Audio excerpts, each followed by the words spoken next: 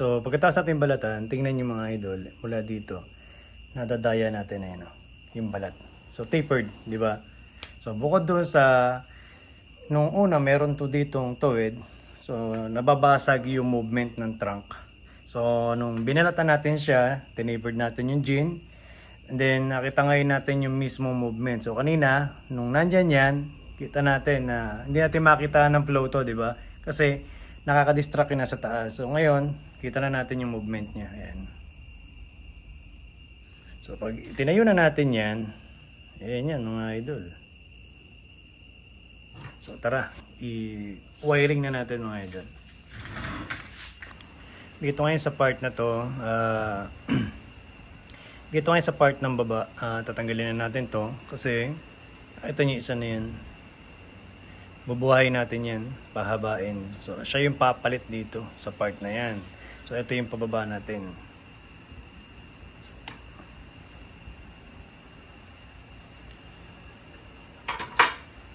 Ngayon, ang gagamitin natin dyan na wire ay 1.5 lang.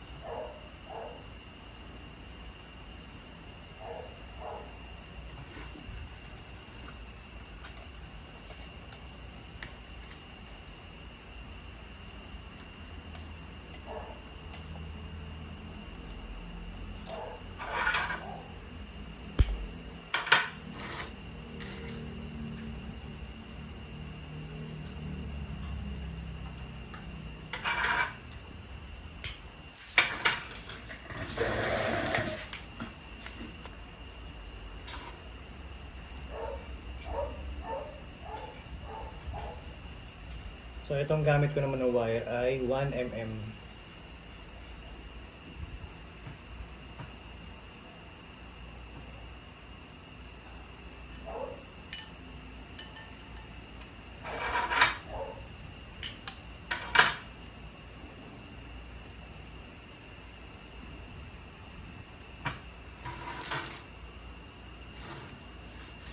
So ayun, after wiring, ay siya naman natin i-layout na. Ngayon, dito tayo sisimula. Sa isa na to. Sunod to. Sunod yan. Sunod to. Yan. To. Tsaka ito. Okay. So, bago tayo magsimula mag-layout, check nyo muna to. Yung comparison natin. So, mula dito, yan, ito nyo to. Yung linya na to. May movement siya. Oh. Ayun. Parang naka-letter C, di ba? So, pagdating dito, dito siya nag-end. Then, pagdating ngayon dito, yung layout nito, yung flow nito, ayun. Ito yung flow niya. Then, ito naman yung flow papunta dyan.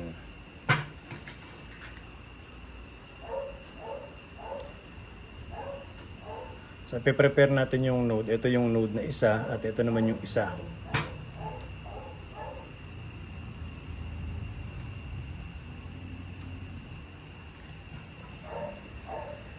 Ayan, nakita niya.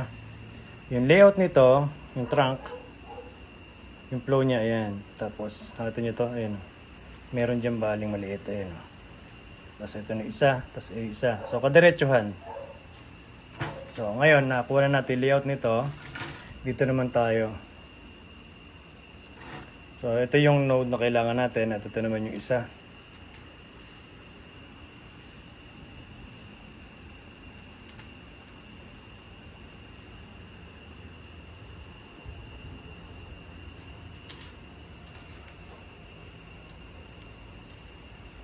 Diretso. Meron lang flow pero yung mismong kadiretsuhan ayun. So ito naman, ito yung isang node natin kailangan at ito naman yung isa. Twist natin, mali yung posisyon ng node. Yung 1 papasok dapat. Ayun. So ito naman ngayon, yung 1 dapat nito nasa loob, yung 2 lalabas. Ito yung isa, ito yung isa. Ang dali niya i-plano yung mga ano niya, susunod na secondary niya kasi ang lalapit ng node. So ito naman ngayon, yung pinutol natin kanina, tinanggal lang natin siya pero iniwanan natin ng node, ayun. So ito yung isa, kasi ito yung isa. Para lang magkasabay-sabay sila na puro primary.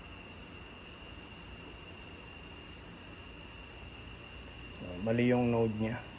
Kaya tinitwist. Tapos, dito na tayo ngayon. Twist natin to kasi itong sanga na to dapat doon pumunta.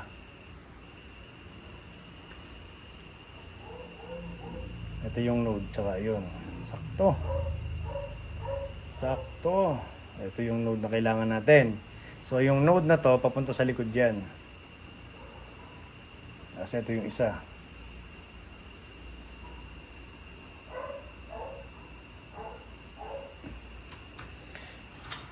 So, ayan na siya ngayon. Ayan ang first layout niya.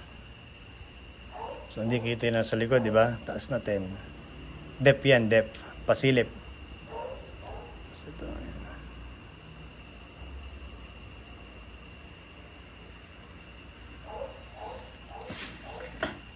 So yun na mga idol, ganun lang kadali mag first layout. So ito ang pinakakailangan natin, isa na to. Para yung negative space na to, mapilapan niya. So siya yung pumalit dito sa isa na to. Siya yung magkakaroon ng pads dyan.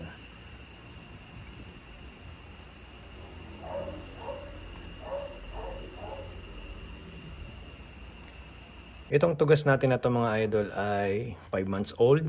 At ngayon ay ito yung sinasabi ko na pwede na tayong magbigay ng fertilizer. Gawa ng sakto naman lahat ng nodes natin. Kaya tayo hindi nagbibigay agad ng fertilizer na maaga sa kanya. Kasi gawa ng pag nagbigay kasi tayo ng fertilizer, maaaring yung mga nodes natin is maglayuan. Gawa ng nitrogen. So ngayon, naka first layout na tayo. So ito yung sinasabi ko na pag first layout na yung ating puno, siguro naglalaro yan ng 5, 6, 7, 8 months old. Doon pa lang ako nagbibigay ng fertilizer. So itong ginagamit ko na fertilizer na to ay Nutricoat 1868 slow release na fertilizer. Hindi siya synthetic mga idol na dinidilute sa tubig ha. Hindi yun. So ito yung slow release na unti-unting bumababa yung tubig. At ngayon, lalabas na natin to. Tayo natin yung susunod na kabanata nito mga idol. Yun.